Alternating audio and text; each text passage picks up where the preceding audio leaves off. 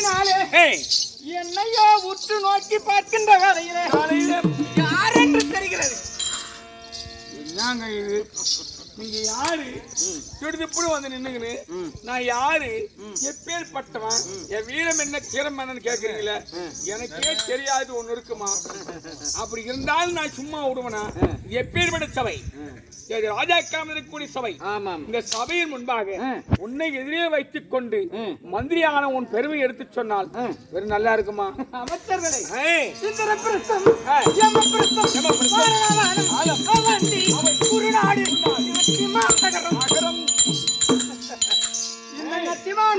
நகரத்தின் தலைநகரமாக விளங்கும்படியான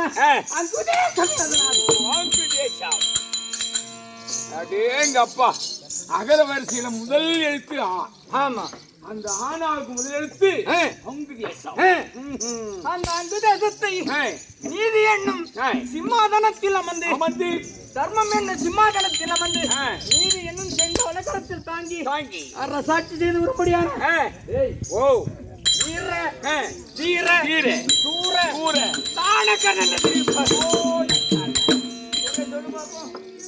என்னன்னு சொல்றது நான் என்னடா வீர தீர சூர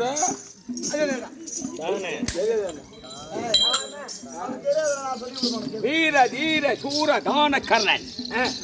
அப்பேற்பட்ட கர்ணன் யார் எதை கேட்டாலும் இல்லை என்று சொல்லாமல் வாரி வழங்கக்கூடிய இந்த கர்ணன் காலையில் எழுந்து ஞானப்பிரி வந்து கதிரவனை வணங்கி எப்படி சொல்லு பாப்போம்.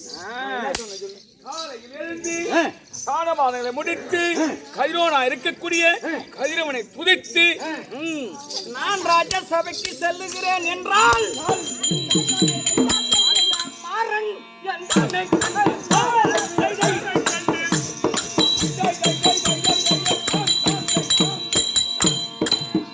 அந்த மாறன் எந்தானை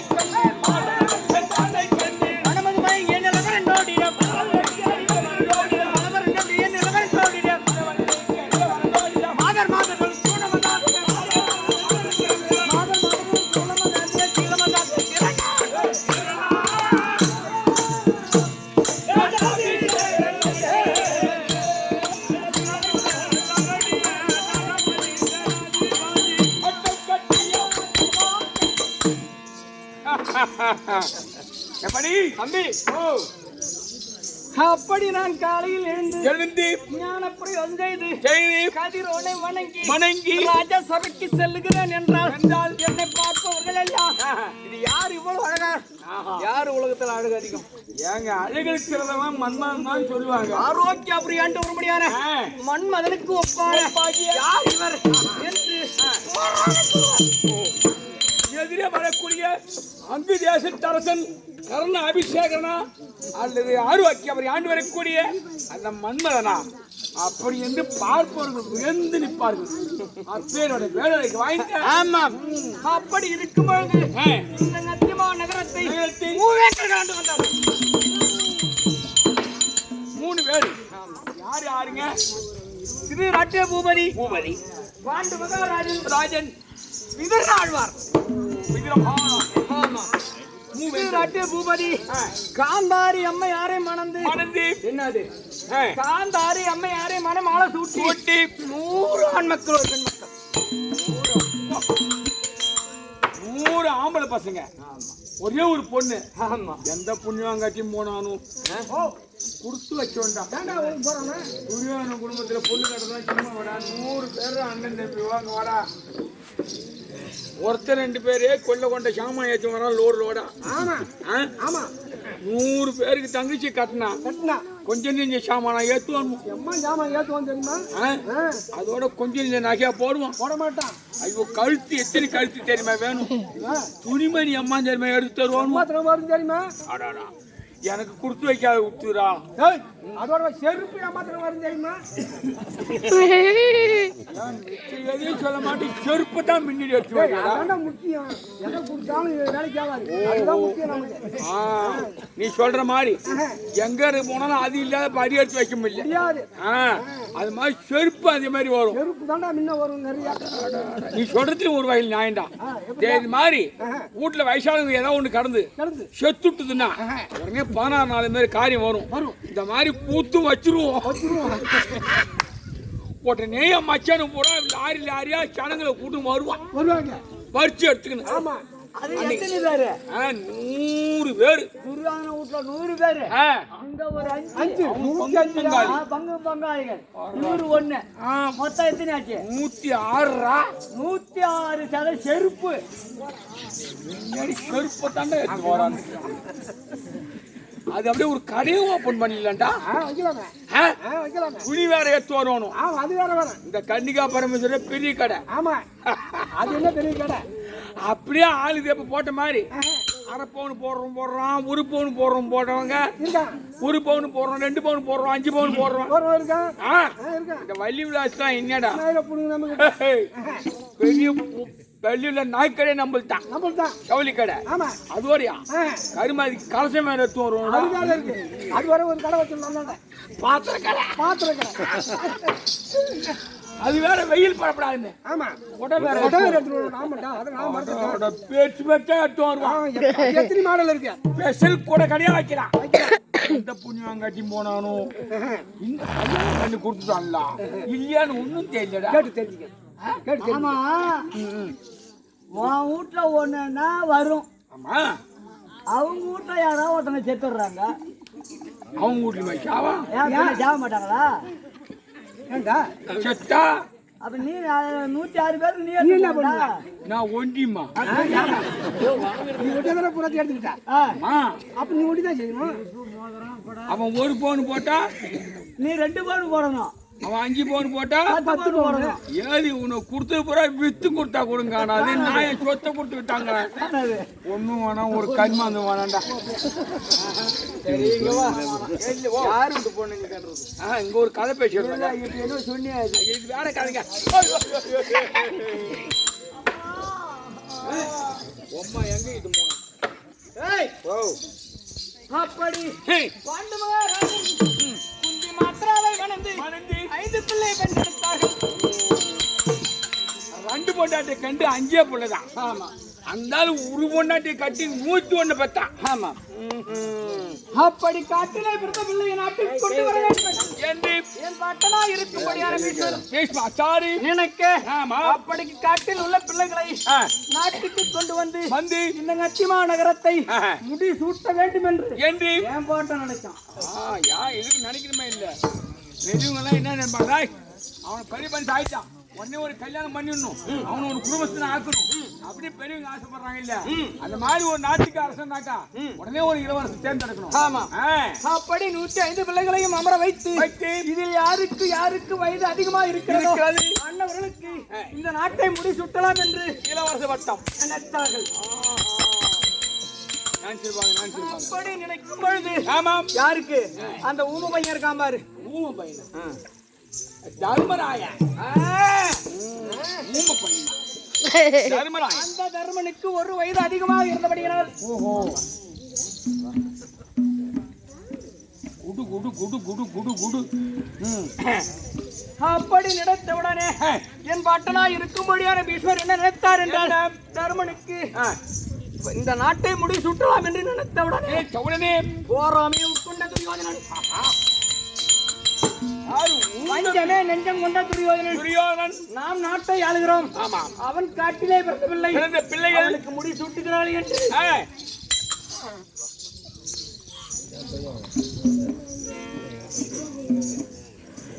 போராமையை உட்கொண்டு அன்று முதல் எங்களை கொல்லலாம் என்று அன்னது ஐவர் ராஜாக்களை கொல்லலாம் என்று வருகிறார் பாரு வாத்தியார்.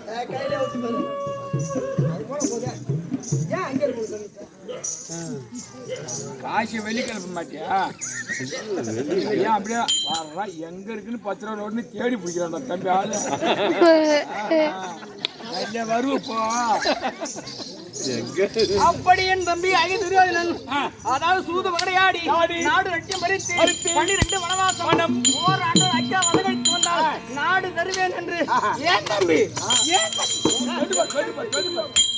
உன் தம்பி என் தம்பி துரியோதனன். உன் தம்பி துரியோதனன். அவ்வளவு அம் பண்ற எதுக்கு? இல்ல அவ்வளவு அம் பண்ற உள்ள தள்ளி நொறுக்கு. ஆமா அது என்ன இங்க அடிச்சா அங்க வலிக்குது. பிசுறு அங்க போய் தேய்ச்சி இங்க அடிக்கிற அங்க வலிக்குது என்ன? பிசுறு தேய்ச்சி போச்சுங்க. இங்க அடிக்கிற அங்க வலிக்குது என்ன? அது அப்படியா? அது நம்பியா? சட்டான்னு போட்டு பூணும். அப்படி 12 வனவாசம் ஓராண்டு அச்சாவது நட்டு வந்தால் நாடு வருவேன் என்று ஆமா. ஏன் தம்பி துரியோதனன் தெரிவித்தார். யாரு சும்மா ஆளா? எப்பேற்பட்ட கிரிலாதிபதி. வார்த்தை கட்டுப்பட்டு சொல்லுக்கு கட்டுப்பட்டு 12 வனவாசம் ஓராண்டு அக்கியாத மாசம் விளாடனால் அளிக்கப்பட்ட எப்படி விளாடனால் வைக்கப்பட்ட ஓராண்டு அக்கியாத வாசம்னா தலைமறைவு உருமாறி ஆமாம் இவர்கள் தான் இவர் ராஜாக்கள் என்று தெரிந்தால் மறுபடியும் அப்படி தெரிவிக்க 13 கழித்து யாரு தூதுக்கு அனுப்புறாங்கன்னா ஒரு நல்ல மனுஷனா பார்த்து எப்பா ஒரு நியாயமான பார்த்து அனுப்பணும். ஆமா யார் இது பாருங்க கோட்டா மஞ்சிக்காரன். ஐயோ அந்த மாதிரி வருங்க. கோட்டான்னா வீட்டுக்கு வரணும். கோட்டான் வீட்டுக்கு வந்தோம் கொடி கொடியா வாழலாம். உலக மாமுனியை தூது அனுப்பும் போது என் தம்பி எப்பேற்பட்டால் ஒடிசா நகரத்தின் ஊசி முனையில் எவ்வளவு மண் இருக்கிறோம் கொடுக்க முடியாது என்று தெரிவித்தார். ஊசி முனையில வண்டியா இருக்கும் மண்ணு. நீங்கடா இது திருப்பியும் பாத்துறாங்க தெரிவித்த உடனே ஊசி கூட வர முடியாது. ஆமா அதன் பிறகு அந்த எதுகுலத்தானா இருக்கும்படியான நாராயணன் இந்த 5 பேருக்கு சகாயம். என்னடா இது? யார வேணா அனுப்பலாம். அந்த ஆள் யாரு? மின்னடி பொண்ணு கொடுத்து பண்றான் அண்ணன் போனா அவன் புரியாதுங்க. இவன் சுபத்திரை கட்டிருக்கான். அங்க 2 பக்கம் சஞ்சாயமான ஆள். நீ இவனுக்காக நான் போக முடியாது. அவனும் மரிமாவா நீனும் மரிமாவா. அவனுக்கு அவங்கிட்ட நான் போனாக்கா எனக்கு வேகம் வரும். உன் உனக்காக போனா அவனுக்கு வலி. எனக்கு அவனுக்காக போனா உனக்கு வலி. என்ன கூப்பிடாதா அனுப்பு அப்படின்னு சொல்லிருக்கணும். கொடுப்பாரு.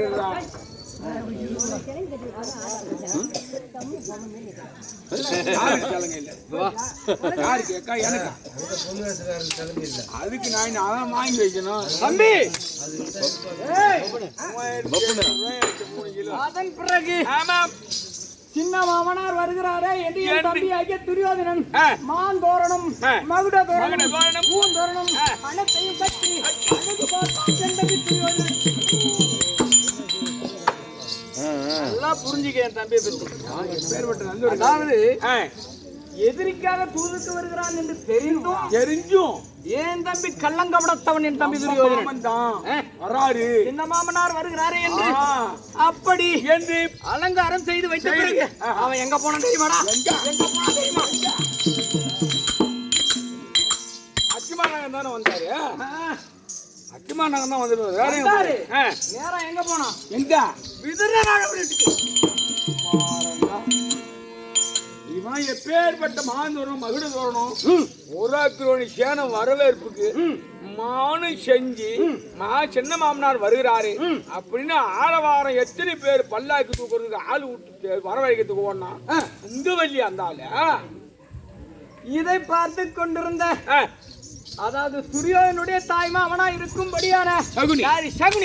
மச்ச மச்ச மச்ச மச்ச அங்க பாரு மருமகனே நாம செலவு செய்து ஆலவாரங்கள் செய்து நம்ம வரவேற்பு கொடுக்கிறோம். நம்ம வீட்டுக்கு வரலையாவான் எங்க போறான் பாரு மருமகனே அப்படின்னு எங்க சொன்னாரு? துரியோதன இடத்துல காட்டி கொடுக்க உடனே துரியோதனன் என்ன செய்தான் என்றால் என்ன இந்த மாந்தோரணம் மகனம் தோரணம் அனைத்தையும் அவரு இவனுக்கு என்ன நாம மரியாதை கொடுக்கணும் அப்படின்னு சொத்தமா விட்டு அதாவது யாதவர் வீட்டுக்கு சென்று ஆட்டா முழுக்க கொண்டு வந்து மாதர்களை விடுத்து சாணி கரைச்சி ஊத்தினா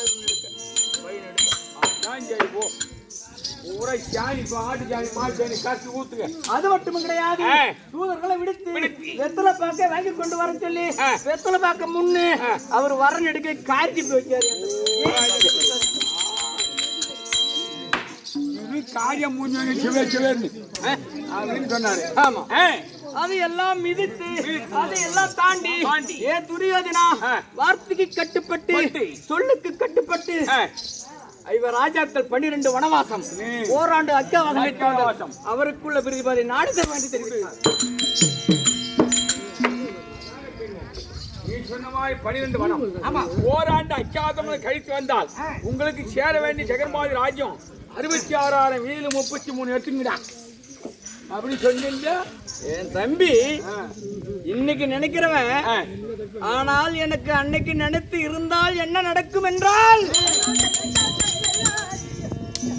எனக்கு அந்த இவர்கள்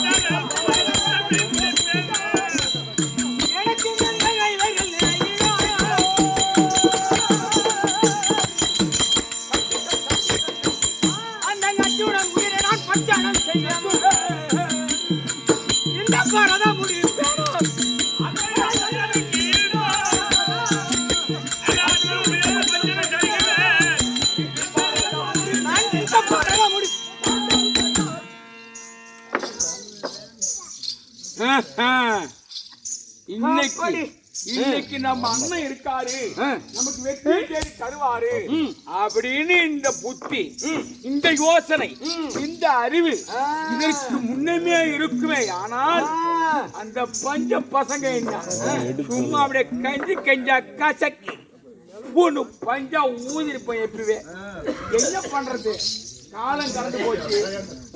நாம என்ன பண்ண முடியும்?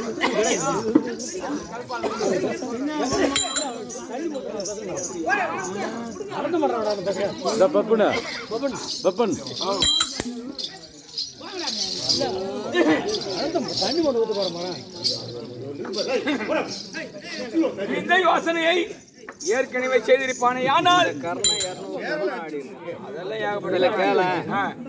ஆனா பாட பாட்டு பண்ண ராகம். ஆமாங்க, ஒண்ணு செஞ்சு 200 கர்ணம் ஆடும்போது வசனமோ எல்லோ அதை சொல்றதுன்னு நமக்கு அந்த இதுவே வராது. ஆனா எப்படி ஏன்னா அதான் அப்படியே அது போட்டோம். அதன் பிறகு மாமனாய் இருக்கும்படியான எதிர்குலத்தான் வார்த்தைக்கு கட்டுப்பட்டு சொல்லுக்கு கட்டுப்பட்டு 13 கழித்து வந்தார்களா அவருக்குள்ள பிரதிபாதி நாடு தருவாய் தெரிவித்தார். அதற்கு துரியோதனன் காடு அண்டவன் காடு நாடு அண்டவன் நாடு அப்படி என்று தெரிவித்த உடனே காட்டை மிதித்த காலா காட்டை மிதிக்க கூடாது அப்படின்னு போங்கடா காட்டுக்கு அப்படி தெரிவித்த உடனே ஏ துரியோதனா கானகத்தில் 13 வருஷம் கழித்தார்கள். அவர்களுக்கு பாதி நாடு தர வேண்டாம், 5 ஊராகில் கூட என்று கேட்டான். 5 ஊராகில் கூட முடியாது என்று தெரிவித்தான். பிறகு 5 வீடு ஆகிலும் கூட என்று தெரிவித்தான். எது குலத்தான் 5 ஊராகிலும் கூட அதுவும் தர முடியாது அப்படி என்று தெரிவித்த உடனே அதுக்கு என்ன சொல்லலாம் சொல்லு பாப்போம். 5 ஊரை கேட்டாரு கொடுக்கல, 5 வீதியை கேட்டாரு அதுவும் கொடுக்கல, 5 ஊட்ட கேட்டாரு அதுவாச்சும் கொடுத்துருக்கலாம். சரி 5 ஊடு தானேன்னு அதையும் கொடுக்காத விட்டா என்ன பண்றது? வேற கேட்கும்போது சொல்ல தெரியல உங்களுக்கு. அப்படி தெரிவித்த உடனே இனி உனக்கு உன்னிடத்தில் நியாயத்துக்கு மரியாதைக்கு கட்டுப்பட்டவன் நீ கிடையாது. அதனால் உனக்கு எத்தனை குரோன் சேனை? 11 குரோன் சேனை.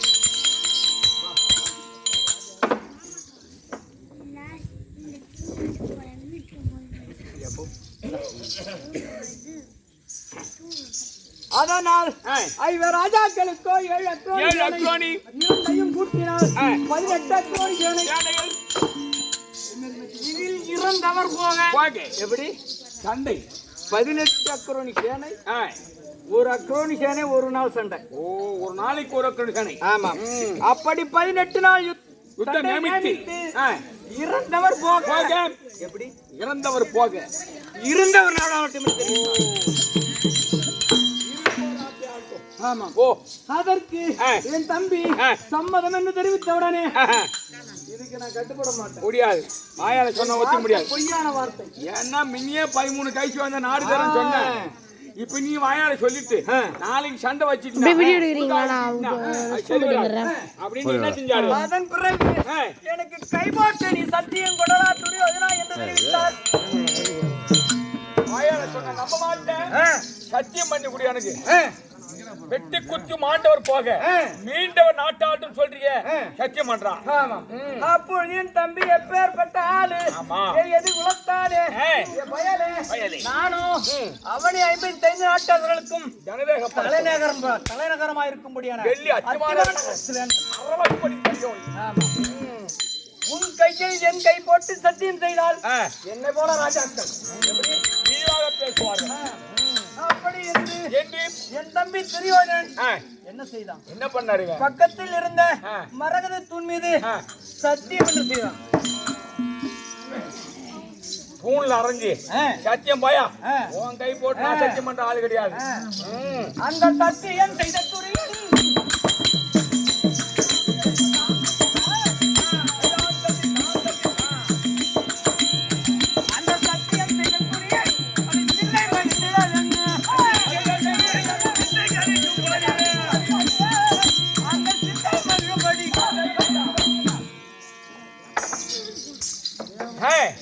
அப்படி என் தம்பியாக துரியோதனன் மரகத தூண் மீது சத்தியம் செய்தார்.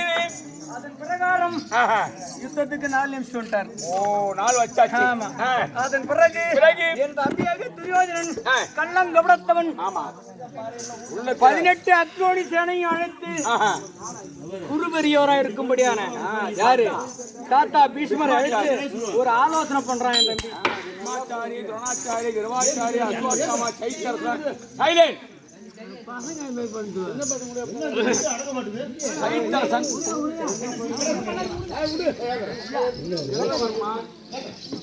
என்று சொல்லக்கூடிய சகல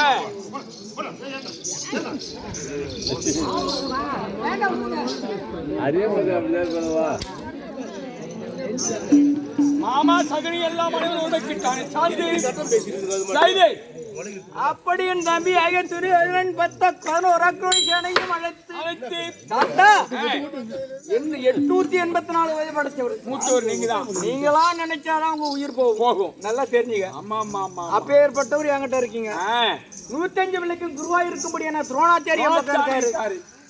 அவர் மகன் அஸ்வத்தாம என் பக்கம் இருக்காரு. எங்க அண்ணன் கர்ணன் இருக்காரு. எப்படி அதோட மச்சான் அனைவரும் இருக்கும் பொழுது என்னை யாரோ ஆகிலும் அசைக்க முடியுமா? ஒரே ஒரு தம்பி ஆகிய ஒரு ஆர்வத்துல ஒரு குஷியில தட்டான்னு வச்சுக்க. நீ வயசுல பெரியவர், எல்லாத்துக்கும் பெரியவர். ஆமா 884 வயது படைச்சவர் திறமை உள்ள ஆளு. நீ என்ன சொல்லலாம் சொல்ற பாப்போம். அவர் என்ன சொல்லலாம்? ஏன்டா தம்பி குதிக்காதரா, என்னென்ன இன்னும் ஆறாறு இருக்காங்க என்னன்னு பாக்கணும்டா அப்படின்னு சொன்னாரு. அப்பொழுது பாட்டனா இருக்கும்படியான பீஷ்மர் என்ன தெரிவித்தார் என்றால், என்ன துரியோதனா ஒரு பகலில்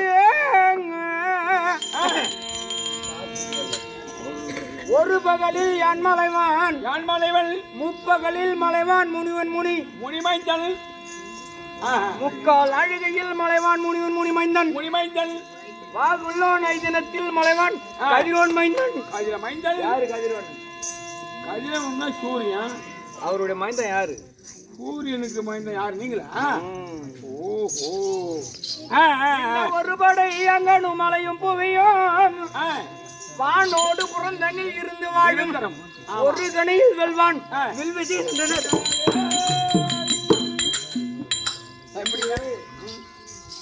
884 வயதுபட்ட பீஷ்மர் பக்கம் இருக்காரு. அவரா நினைச்சாதான் ஆகலாம். ஆமா இல்லன்னா இறப்பு என்பதே கிடையாது. கிடையாது. ஆ, அப்பேற்பட்ட தாத்தா உன் பக்கம் தான் இருக்கிறான். இருக்க ஒரு பகலில் யான் மலைவான். பகல்ல அந்த 18 18 அக்ரோனி ஒரு பகல்ல கொண்டுடுவான். ஒரே பகல்ல ஆமா. வேலையை முடிச்சிருந்தா பகலில் மலைவான் முனிவன் முனி. மைந்தன் யாரு அஸ்வத்தாமன். 150 குருவா இருக்கும்படியான துரோணாச்சாரி. ராஜாரி பிள்ளை எனக்கு 3 தினம் பத்தாது. மூணே நாள்ல அவர் முக்கால் நாடிகையில் மலைவான் முனிவன் முனி மைந்தன். யாரு அஸ்வத்தாமன். அஸ்வத்தாமன் முக்கால் நாடிகை பத்தாது. அவன் முடிச்சிருவான்டா. இந்த 18 ஜானியும் ஆமாம். ஆகுள்ளோ நைது நத்தில் மலைவான் கதிரோன் மைந்தன். யார் கதிரோன்? நீங்க நானு. நீங்க எல்லாம் உன் பக்கம் இருக்காங்க. இருந்தாலும் உலகத்தில் ஆடும் பொருள் அசையும் பொருள் அனைத்தையும் ஒரு கணையில் வெல்லக்கூடிய வெல்லக்கூடிய அர்ஜுனன் பக்கம் இருக்கான்டா. ஏடா இது தூக்கி ஒரு பகலில் ஆண்மல் முப்பகலிலே மலைவன் உபரிட தவிர்க்க முடியும். இந்த பருதி மைந்தன் இருக்காரு, இந்த விஷ்ணாச்சாரி இருக்கான், துரோணாச்சாரி இருக்காரு, அஸ்வத்தாமா இருக்காரு. இதெல்லாம் நம்ம பக்கம் இத்தனை ஆளு இருந்தும் இந்த 14 உலகமும் இந்த இமை தட்டி இமை மூடுறதுக்குள்ள இந்த 18 ஏக்கர் சேனி கொண்டு வாடா அர்ஜுனா. எதிரியை போய் புகழ்ந்து பேசினா நல்லா புரிஞ்சுக்க தம்பி. ஒரு குழந்தை ஆஸ்பத்திரியில இருந்து உடம்பு சரியில்லாத ஆமா அதுகிட்ட போய் அப்பா நீ பிழைக்க மாட்டான்னு சொன்னா இன்னும் அவன் சொல்லு பாப்போம். என்ன அவனுக்கு இருக்கிற அது அந்த கொண்ட இடத்திலே சென்று அப்பா நீ பயப்பட வேண்டாம், நாளைக்கு பாடசாலை செல்லுவாய், உன் நண்பரோடு விளையாடுவாய் அப்படி என்று சொன்னால் அவனுக்கு போன உயிர் தீர்வு வந்துடும். அந்த மாதிரி ஒரு தைரியம் சொல்லணுங்க. அதை விட்டுட்டு இத்தனை பேர் நாங்க இருக்கோம் அப்படி தெரிவித்தவுடனே எனக்கு கோபம் பிரவேசித்து துரியோதனா இந்த கிழவனை விடு, எனக்கு ஜனாதிபதி பட்டம் விடு, நான் வந்து வரேன். இந்த 18 நான் ஒரே ஆள் பார்த்துக்கிட்டா. அப்படி தெரிவித்தவுடனே பீஷ்மாச்சாரி எழுந்தார். என்ன தெரிவித்தார் என்றால் என்ன? ஏ கர்ணா, நீ யாரு? ஒப்பம் பேரு என்ன? ஒம்மா பேரு என்ன? உனக்கு இங்க என்ன வேலை? அப்படி என்று கேட்டவுடனே கோபம் பிரவேசம்.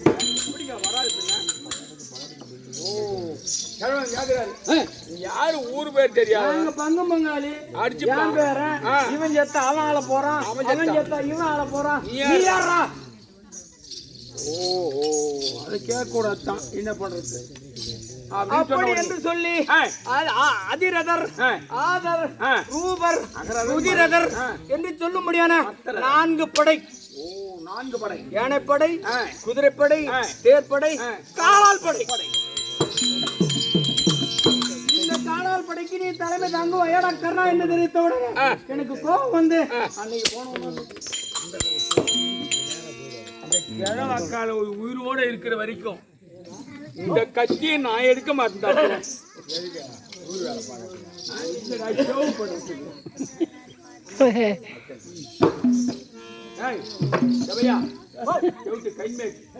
என்னடா எவடா ஒத்துக்க மாட்டியா?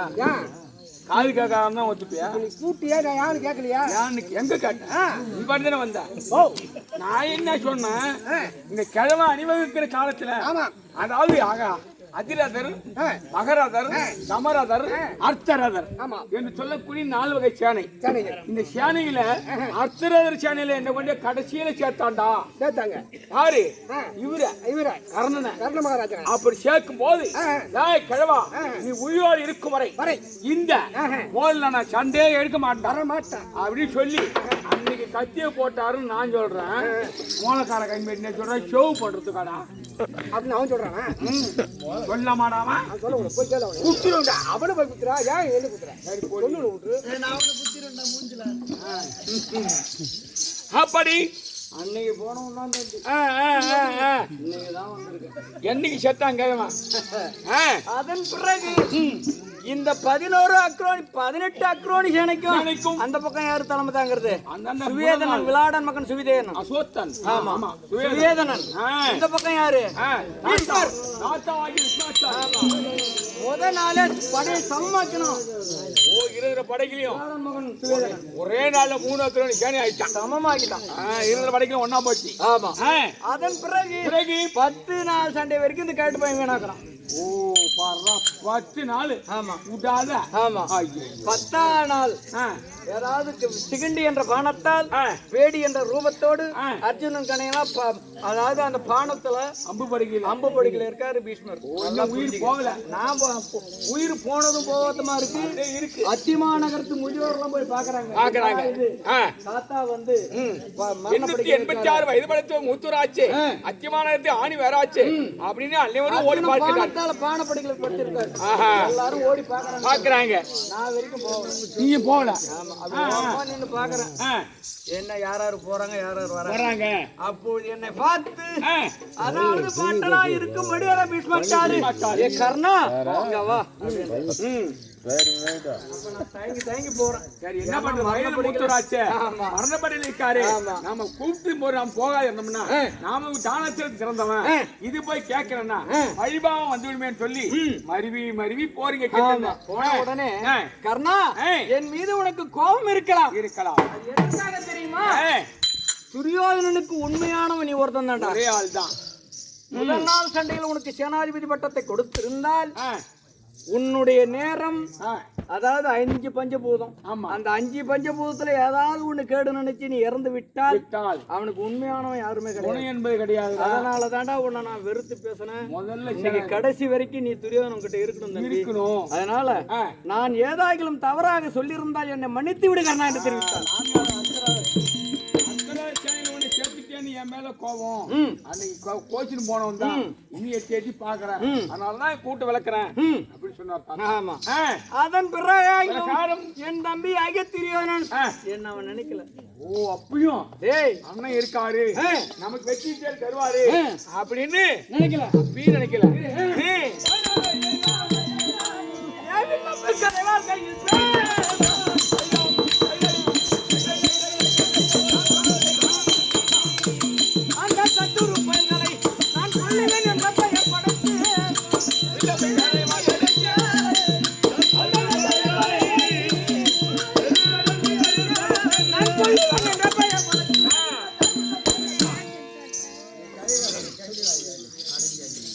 அப்படி அதன் பிறகு அழியன் தம்பி அகத்திரி என்ன நினைக்கல. தம்பி டைம் என்னாச்சு? யாரோட ரதபடி கம்பத்தை அறுத்தாரு? யாரு? தர்மர். 12 இல்லையா? 12ல கருமுறை எங்க போனாரு? 12 போனாரா? சண்டை நடந்தாங்க. அப்படி ரத கொடி கம்பத்திலே கொடி அறுத்தபடியினால் இன்று 12 போகட்டும். நாளை 13ஆம் நாள் யுத்தத்தில் தருமரை ரதகுடி கம்பத்தில் கட்டி எடுத்து வந்து துரியோதன உன் காலில் போடுகிறேன் என்று தெரிவித்தார். குருவாகிய துரோணாச்சாரி. ஆமா. அப்படி சொல்லிவிட்டு 13ஆம் நாள் யுத்தத்துல போறான் துரோணாச்சாரி. ஆமா. அங்க போன உடனே யாரு காவலுக்கு இருக்காங்க? வலதுபுறம் வீமனும் இடதுபுறம் அர்ஜுனனும் காவலுக்கு இருக்காங்க. அங்க சென்ற உடனே இவனால் ஒன்னும் பப்பு வேவல. திரும்பி ஓடி வந்து துரியோதனா தர்மனை கொல்ல வேண்டும் என்றால் அவ்வளவு லேசான வேலை கிடையாது. அதனால் கலிங்க சேனை அழைத்து அவர்கள் 2 பேரும் இழிவாக பேசி அவர்களை பிரிக்க வேண்டும். ஓடி சந்தி கிடைச்சா உள்ள போய் கருமனை புட்டிச்சு அப்படியே மடல் விரியும்படி கட்டி ரதகுடி கம்பத்துல கட்டி இழுத்து வந்து கண்ணி முன்னாலே வெட்டண்டாவன அப்படின்னு கூறி சொன்னாரு. அப்படி பிரித்த உடனே அங்க யாரு போறாங்க? தம்பி காவலுக்கு மறுபடியும் என்றால் சுபத்திற்கு பிறந்த வீரவாள் அபிமன்யம் போறாங்க. என்ன நினைச்சாரு குரு? இதுக்கு வில்லு பிடிக்க தெரியுமா? சின்ன பையன் இல்ல பானத்தை எப்படி போடணும் தெரியுமா? இது போய் தர்மனுக்கு காவல் காக்குது அப்படின்னு இவரு இங்க இருந்து வேகமா போனார். தம்பி போன உடனே இவன் சண்டைக்கு போகல. ஒப்பா யாருக்கு பிறந்தோம்? உன் பாட்டி 5 பேருக்கு யாரு பிறந்தாங்க? அப்படி என்று இழிவாக பேச உடனே அவனுக்கு கோபம் பிடிச்சு ஒரு குத்து விட்டா மாதிரி துரியோதனோட தான் வந்து நின்னான். ஒரே குத்துதான், வேற ஒண்ணும் இல்ல. ஐயோ துரியோதனா இந்த 2 பையில சமாளிக்கலாம் போல இருக்கு. எப்ப இந்த 5 ராஜாக்களும் வீமனை விட ஐவீமன் அவனை கொல்ல வேண்டும் என்றால் உன்னுடைய மைத்துனனா இருக்க முடியாத சைத்தரசன் வீமனை கொல்வதற்கு வாங்கிய கொன்றமலை வைத்து அவனை கொல்ல வேண்டும் என்று அவனை கொல்லலாம். நேரா போய் அவன்கிட்ட சண்டை செய்தோம், மல்யுத்தம் செய்தோம், அவனை நம்ம கொல்ல முடியாது. அவனு உன் மச்சான கூப்பிடு. ஆமா. அதன் பிறகு சைத்தரசன், துரியோதனன், அதாவது துரோணாச்சாரி, நானு 8 பேர் தம்பி அந்த பிள்ளைகிட்ட. ஓ, அந்த சின்ன பிள்ளைகிட்ட 8 பேர் வரைக்கும் சண்டை. 8 பேர். அது நேரா போகல. ஆமா. அந்த வீமனை கொல்வதற்கு வைத்திருந்த கொன்ற மாலையை போட்ட உடனே அந்த புள்ள நிராயுத பாணியா நிக்குது. அப்படி என்ன பண்ணுவான்? ஒன்னும் இல்ல அவன் கையில, ஆயுதங்கள் கரத்தில் கிடையாது. அந்த கொன்றமாலையினுடைய ஒரு வரம் என்னவென்றால், யார் கழுத்தில் விழுகிறதோ அவர்கள் வந்து நிராயுத பாணியா, அதாவது மெய் சோர்ந்து, கை சோர்ந்து, கால் சோர்ந்து நிற்க கடதான் அந்த வரம். அப்படி போட்ட உடனே அதாவது அபிமன்னனானவன் அப்படியே திகைத்து நிக்கிறான். அப்பொழுது துரியோதனன் சென்றான், வலது கரத்தை வெட்டினான். துரோணர் சென்றார், இடது கரத்தை வெட்டினார். பையன் வீரர்களே, சூரர்களே, நீங்கள் உண்மையான வீரனாக இருந்தால் என் கையில் ஒரு ஆயுதத்தை கொடுத்து அதன் பிறகு சண்டை. நானும் நிராயுதபாணியை நிற்கிறேன். நிராயுதபாணியை எதிர்த்து யுத்தம் செய்யக்கூடாது. நீங்களாம் யுத்தம் கற்றவர்களா? நீங்களாம் அரசர்கள் தானா? அல்ல வேற எவர்களா? அப்படின்னு துஷ்டமா பேசலாம் அப்படின்னு கேட்டு அந்த நேரத்திலே இந்த பாழும் மனமானது என்ன பாடுபட்டது என்றால்,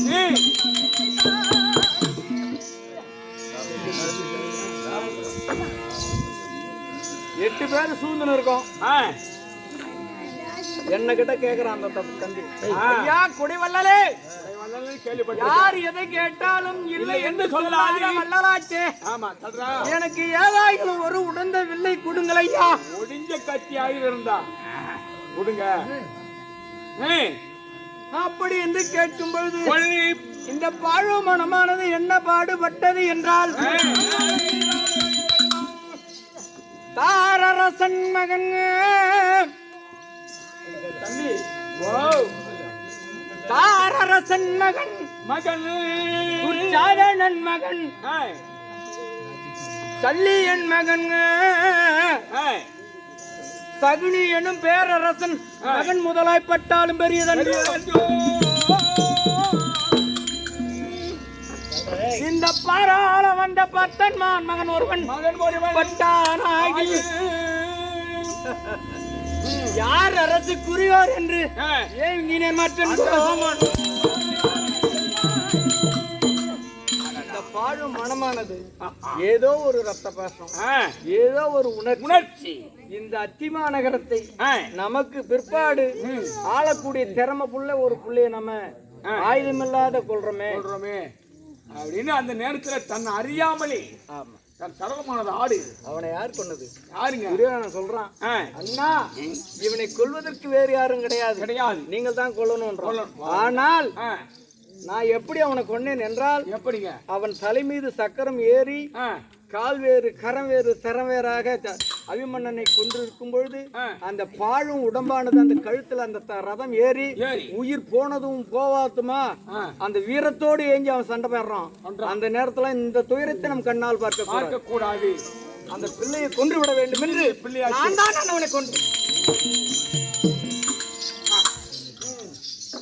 அப்படி இருந்த பொழுது சஞ்சய கலைஞர் மீது தவறுக்கு சென்ற அர்ஜுனனானவன் வந்து பார்த்த உடனே மகன் கை வேறு கால் வேறு கரம் வேறு எல்லாம் வெற்றி இருக்கும் பொழுது